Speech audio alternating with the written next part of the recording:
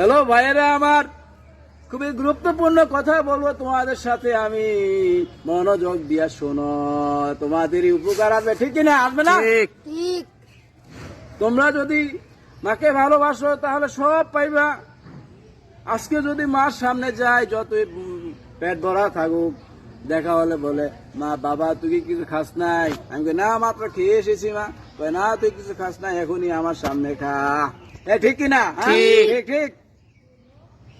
ভাইয়েরা আমার, জনম দুঃখী মা যেভাবে ভালোবাসবে দুনিয়াতে আর কেউ এরকম ভাবে ভালোবাসবে না। শ্বশুরি বলেন আর শাশুড়ি বলেন আর ধরো পাড়া প্রতিবেশী বলেন, আজকে শ্বশুর বাড়িতে গেলে কি করে? জামার ব্যাগের দিকে তাকায় থাকে, জামার ব্যাগটা কি, জামার হাতে কি কিছু আছে কিনা।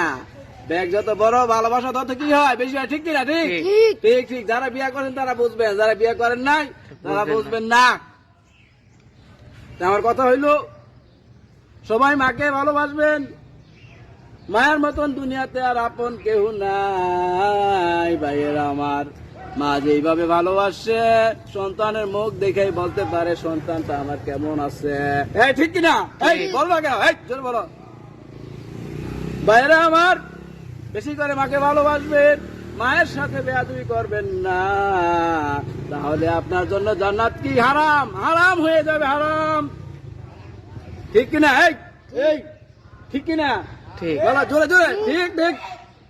তাই সবাই কি করতে হবে? মাকে বেশি করে ভালোবাসবেন। বলেন বলেন বলেন, কি বাসবেন না? জোরে বলেন। আরে জোর নাই কেন? আপনাকে মাকে ভালোবাসেন না?